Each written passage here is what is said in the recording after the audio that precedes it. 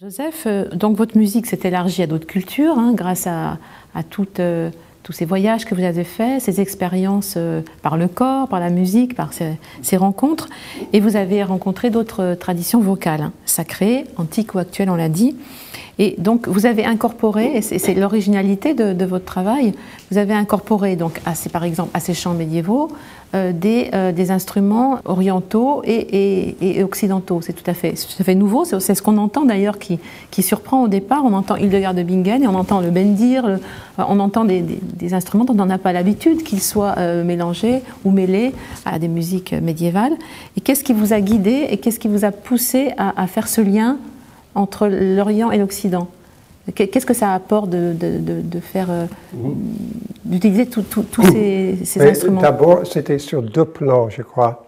Quand j'ai rencontré Catherine, j'avais déjà une connaissance un peu de la musique médiévale,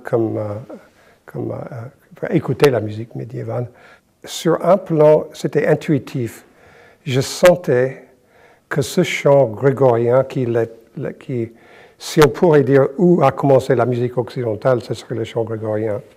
Parce qu'avant le chant grégorien, il n'y avait pas cette division Occident-Orient en musique. Ça n'existait pas. Peu de gens savent ça.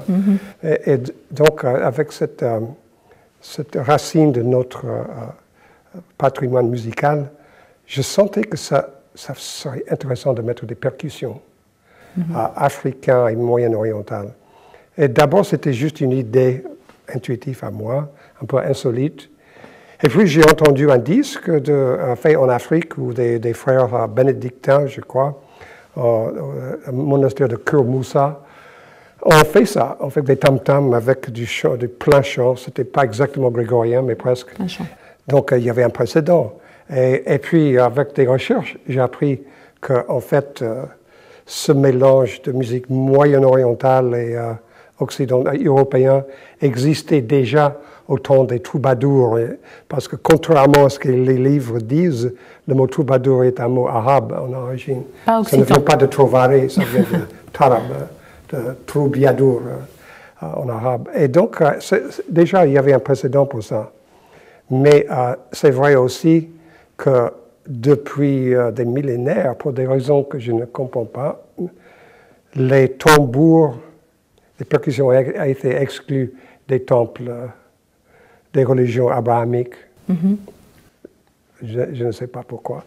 Mais comme par hasard, les femmes aussi ont été exclues comme officiants, comme prêtresses ou prêtres aussi. Et quel lien vous feriez entre cette interdiction, qui est très intéressante d'ailleurs, entre la voix féminine? On sait que longtemps les femmes étaient interdites de chanter à l'église, C'était donc des castrats où on ne voulait pas entendre la voix féminine. Est-ce que cet interdit serait lié à une forme de sensualité? Est-ce que, par exemple, les percussions réveillent une forme de sensualité ou d'extase qu'on ne peut contenir? C'est probable. Oui, c'est presque certain. Oui. Et les bendirs ont toujours été, depuis des siècles, pour ne pas dire des millénaires, les bendirs, donc les tambours sur cadre les plus simples, sont des instruments de femmes, qui sont joués par les femmes, qui sont encore joués au Maghreb par les femmes, et puis les hommes en jouent aussi. Mais c'est une percussion, d'ailleurs on l'entend dans le son, c'est un son qui est beaucoup plus doux que le djembé. Le djembé, par la force physique que ça demande, est un instrument d'homme, bien sûr. Comme par hasard, entre guillemets, c'est vrai que les femmes sont sorties des temples il y a 2000 ans à peu près, un peu plus, et également les tambours, en tout cas en Occident. Et c'est vrai qu'on est obligé de faire le lien, parce que historiquement, ça s'est fait comme ça. Alors est-ce que c'est une question de sensualité?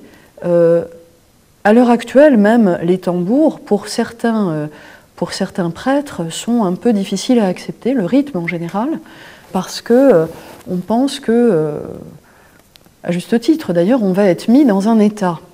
C'est pas faux.